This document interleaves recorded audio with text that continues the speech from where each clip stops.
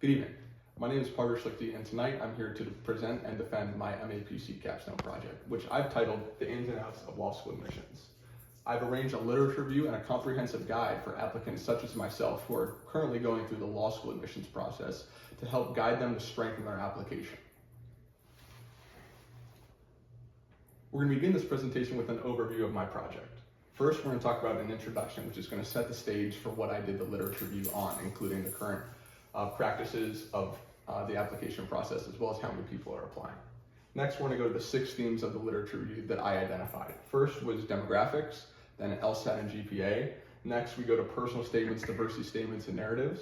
After that, we go to character and fitness, and then we go to professional experience, resumes, and letters of recommendation. Next, we're going to do some appendices, which I've arranged from the literature review materials as well as some career service guides online. Then we're going to wrap it up with the conclusion and state some of the needs for future research on the subject. All right, so we're going to start with the introduction. As you can see, more and more students are applying to law school each and every year. LSAC has stated that over 155,000 people have taken LSAT this year alone. And with that being said, the incoming class of applicants has increased each year for the past 5 years, with 2021 and the COVID year being an exception. Studying for the LSAT and strengthening your application is a key for applicants to reduce the stress of this process. Now, my project is aimed to strengthen people's applications and focus on that rather than taking the LSAT. To do that, I've arranged 6 themes of the literature review. Online, there's not a lot of academic material on this, so arranging it into a guide for law school students will be very helpful. After that, we're going to have some appendices that, as I said, I explained that will improve an application. First, the first theme I'd like to talk about is the demographics currently. So the current demographics is there's been 37,797 applicants in 2023. Now, with that being said, LSAC has stated this is the most diverse class that we've ever seen in law school admissions, with over 40% of people of color in the applicants. With that being said, 55.8% of women are also applying to law school. Now, this shows a change in trends from what we've seen before, as only 40% of women are currently attorneys in the profession of law. Now, in the past, it's been lower, it's been steadily increasing, and now a higher level of women than men in the law school application space shows that there is a changing of the standards as we see. Now, with that being said, all of these rates are increasing year by year. As I said, this is the most diverse class that we've seen, and LSAC has stated that last year was also the most diverse class that they'd ever seen. So we're continuing on that trend, and the sources down below, such as the ABA and Hearst, have shown that these trends tend to continue in the future. So now in the second part of demographics, we're going to talk about intersectionality and the future of the demographics in the law school admission space. Now, Fernandez first defines this intersectionality for us, which is basically the intersection of a person's, or two or more of a person's identities. Now, the main challenge for people that have certain intersections is the difference of experiences. Now, a famous example of this is on the LSAT, actually, where one of the questions makes applicants draw an analogy between oarsman and regatta. Now, these are 2 terms that no Midwestern landlocked student would ever know. Now, people that are around boats and know what these terms mean have no doubt an advantage over the other applicants and people of certain socioeconomic groups in regards to answering this question. Now, that's not the only thing. The challenge is also access to resources. Now, people from different socioeconomic groups can afford different schooling and tutors, and this is going to help them have higher undergraduate GPA and metrics going into law school. Now, below that, we have exam preparation, which is one of the main differences in the fact that people can pay for tutors, pay for guides from different socioeconomic groups, while people that maybe have a little bit lower socioeconomic group can't do that, and they also can't retake the test a bunch of times. Taking the LSAT once is not an easy thing to do when you're applying to law school, and research has found, especially Dixon Roman at the end has seen, that many people that don't have the access to take the test over and over again don't score as well as people that do. Our next theme is LSAT and GPA, and what we've seen through the majority of the research is that the LSAT pretty much dominates the admission space. A lot of the decisions are made or broken on the LSAT score. Now, as I said earlier, over 155,000 people took the LSAT last year. Now, the LSAT and GPA are phenomenal predictors of first-year grades, which is why it is so widely used across the admission space. They want people to come in, they'll be scoring high from the get-go and carrying that throughout their law school experience. Now, with that being said, it's used in the wrong way.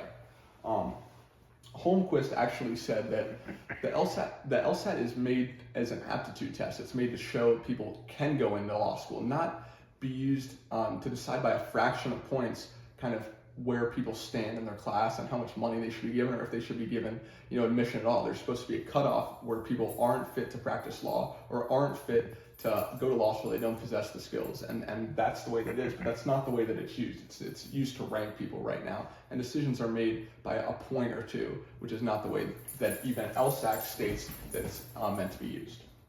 Going beyond that, there are many drawbacks of the LSAT and GPA that are leading pushback among academic scholars and students such as myself.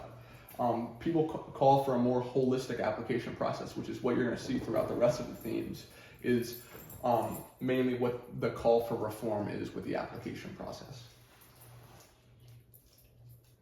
Now next we go to personal statements, diversity statements, and narratives. Now this theme is one of the holistic practices that was talked about in the earlier part of the presentation when we were talking about LSAT GPA pushback. Now the benefits and drawbacks of these factors or these characteristics of an application are that a personal statement, first of all, is a personal essay, or it's a narrative that shows why someone wants to practice law. This is how it was defined by Forbes, but there are many definitions for it. Overall, this is basically what it is. Now, it's also meant to show non-cognitive factors. Now, these factors have been shown by Brunette, Marks, and Moss as effective predictors of law school experience outside of LSAT and GPA. These actually are more effective in showing how effective someone's going to be as a lawyer down the road, which is difficult to explain to admissions offices because that doesn't directly translate into grades in law school. More so, better students perform better in law school, but people that could become great lawyers down the road are usually seen in their personal experiences. Now, aside from just one student, the diversity of experiences that can be outlined in your personal statement really enhances the law school experience for all of the attendees. Now, these practices are just not easily implemented, and that's one of the main drawbacks of it. It's hard to base an application completely based off of someone's personal experiences when you know absolutely nothing about how they did in undergraduate or how they did on the aptitude test called the LSAT. Our next theme is character and fitness. Now, one of the main things when someone graduates law school is that they have to pass the character and fitness part of the bar. It's a rigorous examination that looks at their past and kind of their felonies, their criminal history, and any academic discipline that they've had. Now, being a lawyer is easy to access personal privileged information, which could cause quite a bit of corruption and would lead to zero trust within the profession. Now, they can't have that, so they implemented the character and fitness, and law schools have a role as well, as you can see here, to stop corruption in the profession by vetting character and fitness in their applicants that they bring in. Now, there are also questions on whether or not it's necessary to have character and fitness because a lot of the criteria are very subjective and are not written down anywhere, so people stress about it a lot, even if they have only minor infractions. Now, people ask questions like, can the past predict the future, and how pessimistic of a view is that? Now, the answer to that they've given is that there's no way to take it out of the program. There's no way to take it out of the application process and then allow anyone to get in. With that being said, many have called for reform and find more objective criteria, something that's written down so people know whether they should apply at all or whether they're passed all. Now, this is better than what many people are calling for the whole abolition of the character and fitness portion of the application process. It's kind of a necessary evil to make sure that people are admitted to law school that are actually going to be able to become practice lawyers in the future. But the main thing that I've seen throughout this entire process is that rehabilitation is believed in, and that's the point of the justice system. So people believe that you can, go to jail, with some offenses, of course, barred off, but many people believe that you can be rehabilitated and go on to be a great attorney even after you've served some jail time. Next, we're going to talk about professional experience, extracurriculars, and letters of recommendation. Now, this is one of the strongest parts of the application that is outside LSAT and GPA. As you can see, a lot of these are used in the more marginal decisions. So a lot of people are applying to law school, a lot of people with the same LSAT score. Now, it's a shame that the 1 point could drop you down or could bring you up, but the good news is that some of your success is shown by your undergraduate experiences and your work experiences beyond that. Now,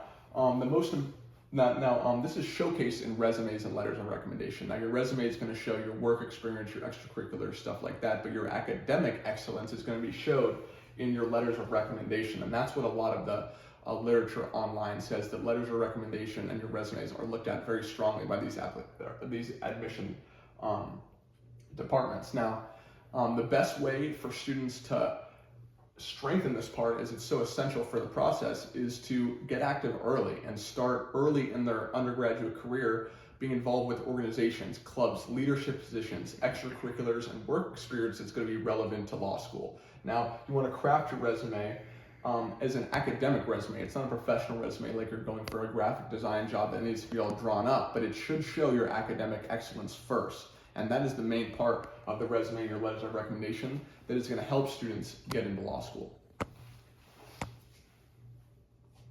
Now we're going to look at some of the appendices that I've laid out. So first, we have a personal statement example. These are all attached at the end of my presentation, but this personal statement example is from US News, and what it explains is, it's up here in the top right. It's actually a Harvard graduate. This is when they were applying to law school, and it's a compelling personal statement. This is just the first page of it, but it's 2 pages. Its personal statements are 2 to 4 pages usually. And this is attached at the end, as well as you see the second part, Appendix B is a resume. Now the resume is so important. This is from the University of Tampa's Career Services Department. It's important to format it correctly and make sure that this is an academic resume, as what is put here in the appendix. Now, you would not want a professional resume in this situation, because while professional experience is important for this, a job where customer service is the main thing that's showcased in that part of your resume, that wouldn't be as acceptable in a law school situation as would like a research project that you could put in there. That wouldn't be as acceptable for a professional thing. Now, Appendix C, as you can see, it's the demographics section of the ABA 509. That first demographics theme, this is where a lot of those numbers are arranged in my project, and this shows some of the percentages and a more comprehensive review of the percentages, so students know what direction the application process is heading. Appendix D is an application timeline and checklist. To strengthen your application and to make it so that it's more competitive, and so you have less stress in your senior year when you're actually getting closer to applying to law school, this needs to be a full 4-year application timeline. Now I show years 1 and 2, kind of the little steps that you can take that'll make it earlier, or that'll make it a lot easier on you down the road. Finally, Appendix E and F is an application tips flyer and then slide deck that are able to be produced to different law school or law and justice minors, like the one at the University of Tampa, to explain to their students and the people that are applying to law school the tips and tricks that will allow you to, as you can see, there's a guide here to the prompted writing section, what the slide deck would look like, and the handout is right there. It's a law school applications checklist. In conclusion, the law school application process is changing towards more holistic approaches, like no exam requirements and no GPA requirements. While they haven't been implemented yet, and they've only been implemented in mid to average range law schools, we're aiming towards moving closer to a future without the stress of the LSAT or GPA in the future. Now, with that being said, diversity has been shown throughout the literature as an increased theme of increased importance throughout the application process. People are looking for a diversity of ideas and experiences that can really improve the experience for all people in the law school space. After that, we looked at some better predictors of law school success, such as extracurriculars, letters of recommendation, and stuff that you'd put in a resume. We also talked about how to arrange that with appendices and the guides that I put at the end of the project. Now, with that being said, professional experience is essential for getting into law school, and as we talked about, some of those more marginal choices are based off that. So the main takeaway, if anything, from my research is that you need to get started earlier rather than later in your undergraduate career and start preparing for law school. Now, if that's not an option, that's okay. You can use some of the tips and tricks here to strengthen your application at that juncture. But you should be looking to start earlier, and students should be looking to start earlier, preparing for their current law school application process. Now, with that being said, more research must be done on this topic.